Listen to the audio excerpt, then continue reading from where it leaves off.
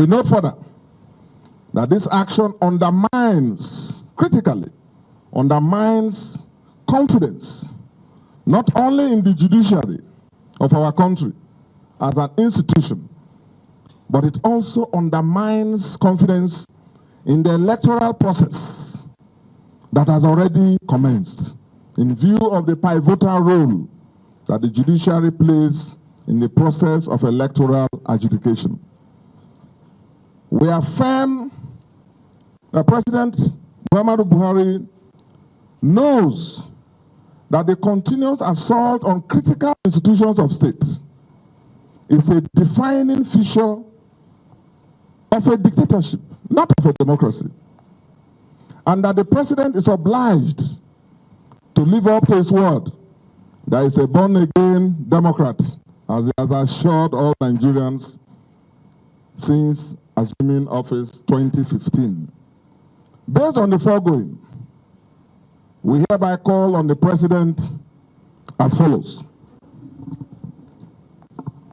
1, to condemn forthwith, without any equivocation whatsoever, this unprecedented, premeditated assault on the judiciary as an institution and the person and office of His Lordship, the Chief Justice of Nigeria, coming especially after similar assaults on the National Assembly in order to save our democracy and our country from embarrassment and global contempt.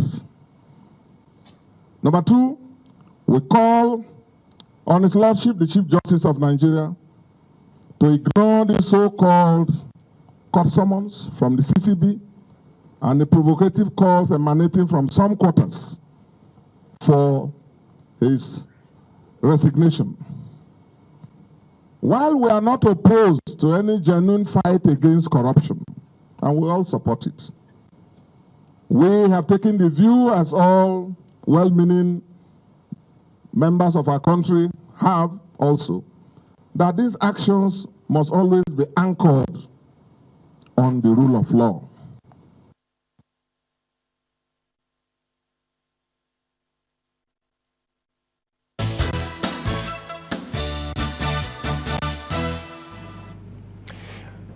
Welcome back. Well, Mr. Okoro, go ahead. You were making a point in terms of the process. How should it play out? Yes. I had gotten to the point where the president would decide whether to send the matter to the Senate or not. If it does, yes, the Senate would look at it and present an address to the president, backed by a 2/3 majority of all members of the Senate sitting and voting. So you can see that that will not be easy to achieve, and there's a reason for that. The removal of a head of court is a grave thing, and you don't do it unless an egregious error has been made or a high crime has been committed. Looking at the charges, I read them. Quite frankly, they are trivial. There's no allegation that the Chief Justice of Nigeria enriched himself. There's no allegation that he committed any crime. It's all a question of you failed to do. And the man says, I forgot. Now, let me ask, if a man wants to hide money that he has, does he put it in a bank account? No. Puts it in a pillow or whatever it is that they do, and puts it under his bed, or as we hear, some people put in sockaway pit, and so on and so forth. So a man has a domiciliary account, it's a Nigerian account, and puts his money there. I have children abroad whose school fees I may need to pay. If you apply to the CBN, it takes a year for them to respond to you. You are competing with those who want to do infrastructure and so on, important things for the country. That is why domiciliary accounts were allowed, so that you can have foreign currency to deal with your private matters. And then you now say, he didn't declare, and he says, yes, oh yeah, readily. In fact, he then declared 3 years ago. So in my view, this process is very, very clear, and it is made difficult. Removal of a chief judge. By the way, they mentioned the case of the chief judge of Abia State. I was her lawyer, and several petitions were written against her and thrown out by the NJC. Eventually, it became a political decision. It was clear that she seems to have lost the support of the key sectors of the population. And so it became a political process, and that's why the State House of Assembly made a recommendation to the governor that should go back. It all started with the National Judicial Council. So these apparently cumbersome procedures are put in place for a purpose. All right, so tell us then. Just like the... In context of the developments as they are now, you cite abuse of process and talking about where and how we should start.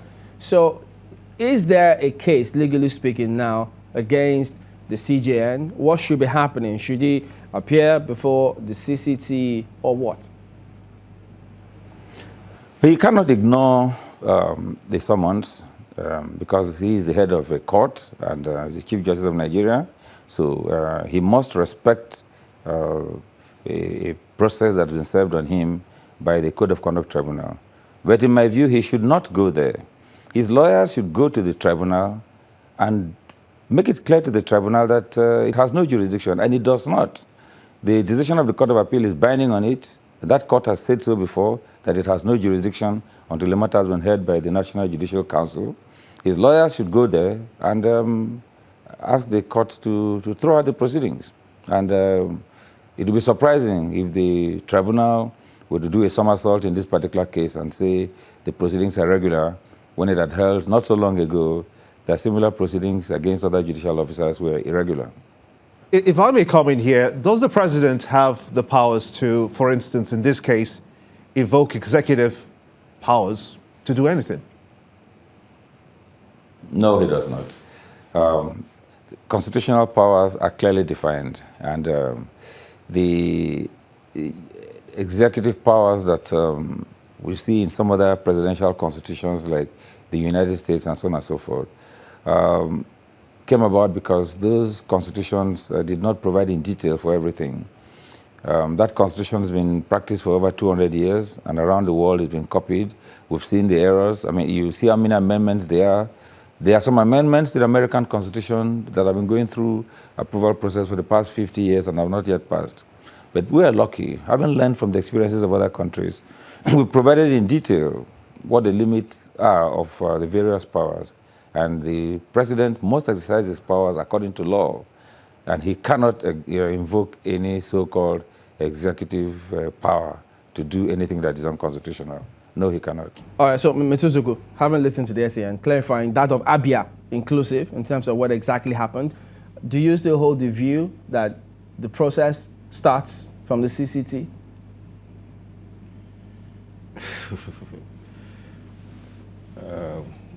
I respect the views of the senior advocate. I share his concerns. I share the concerns of everybody as it relates to what is going on right now. However, due process, as in this case, with all due respect, I think is being followed. I mean, what is the problem? The man is accused of having gone against the code of conduct as it relates to public officers. His matter was taken before the Code of Conduct Bureau. The Attorney General took the matter there, and the Attorney General charged him before the Code of Conduct Tribunal. That is the process set by law. No, hold on. Let me just read out something here. Section 292 of the Constitution, 1B, right, says, in any case other than those to which paragraph A of this subsection applies, by the president, or as the case may be, the governor acting on the recommendations. In any other case, that is what, in any case, other than as it applies to the CJN. Should we go back? Yeah, other than the CJN. Let's read A. Let's read A, then we'll come up. Okay, so in A, in the case of the chief judge, let's start from 1. Yeah. A judicial officer shall not be removed from his office or appointment before his age of retirement, except in the following circumstances. In the case of I, the Chief Justice of Nigeria, President of the Court of Appeal, Chief Judge of the Federal High Court, Chief Judge of the High Court of the Federal Capital Territory, Abuja, Grand Cardiac Sharia Court of Appeal, of the Federal Capital Territory, Abuja, and the present customary Court of Appeal of the Federal Capital Territory, Abuja, by the President acting on an address supported by 2/3 majority of the Senate. II, Chief Judge of a State Grand Qadi of a Sharia Court of Appeal or President of Customary Court of Appeal by the Governor acting on the address supported by 2/3 majority of the state, right? Okay, so let's go back to this one. B, in any case other than those which listed above, yes. Now says, by the President or as the case may be, the Governor acting on the recommendations of the National Judicial Council, that the judicial officer be so removed by his inability, for his inability to discharge of his office, appointment or for misconduct or contravention of the Code of Conduct. So how does that reinforces my argument? How? Now, in Section A, in Section A, the people that can be taken before the Senate are listed there. Which is the CJN? Which is the CJN, the Court of the Senate, the President of the Court of Appeal, the Grand Qadi, the Chief Judge of the Federal High Court. They are listed. If they do anything, you take them. So how does that support your view, which says CCT upon his removal, process of removal? You said the process starts from CCT, but here it says there's something we're missing here. We're talking about due process, and I'm saying that the process of taking the chief CJN before the CCT is regular. It's proper. Yeah, but in context of Section 292. In context of Section 292, the CJN is a peculiar office. It's a peculiar office. It's not like any other. It's not like any other judge of the High Court. Okay, Mr. Bani. My head, is getting enlarged, by all these definitions and all that. But I think that the proper thing, based upon that Section 292 that we have just read, is that if you have found that a CJN has committed an infraction in the course of his duty, official duty, that the proper thing to do, and I'm saying this on national television, and I know that by the grace of God, the judicial decision will be made in regard to this. First and foremost, for him as a CJN, report the matter to NJC before you take him to the CCT. It's after the CCT has made a pronouncement, then the matter now goes to the Senate. Yes, because it's now you want to remove a CJN. The order of the CCT cannot even remove the CJN. You still have to go to the Senate with the 2/3 address. If you don't do that, you are not complying with the Constitution. So if you don't want to take him to CCT and you want to take him to the Senate, fine, go ahead. But the moment you have decided I am going to take the CJN of the Federation in Nigeria today to CCT, you must go first and foremost to NJC. If you don't do it, you have breached the process. And I tell you that this matter will be thrown out. What I want to say is that we are in a crisis time with this decision to charge the CJN. Whether he goes today or he does not honor the invitation, there is crisis already. If he does not go, ordinary individual will say, oh, the CJN is the head of the judiciary. They ask poor people to appear before the court. So why can't he show a good example by appearing? If he does not go, then there are those also. Does he have to be physically there, or his lawyers? Yeah, but his lawyers, the SN has said that, look, the lawyers can file some papers, and not allowing him to come there physically and all that. Why would you not go well, the point is that if he does not go today, in fact, physically, people will say, well, it means that there are two laws for the country. No, even with a challenging jurisdiction. Yes, even if you are, talking about it, because he has to probably take a plea or whatever, go there. That is the normal thing expected by an ordinary person who feels that the CJN is going to be arraigned today. If he does not go, there's a problem. If he goes, there are those also who condemn him. So already we're in a crisis state. So what I advise is that we should reduce the tension in this country.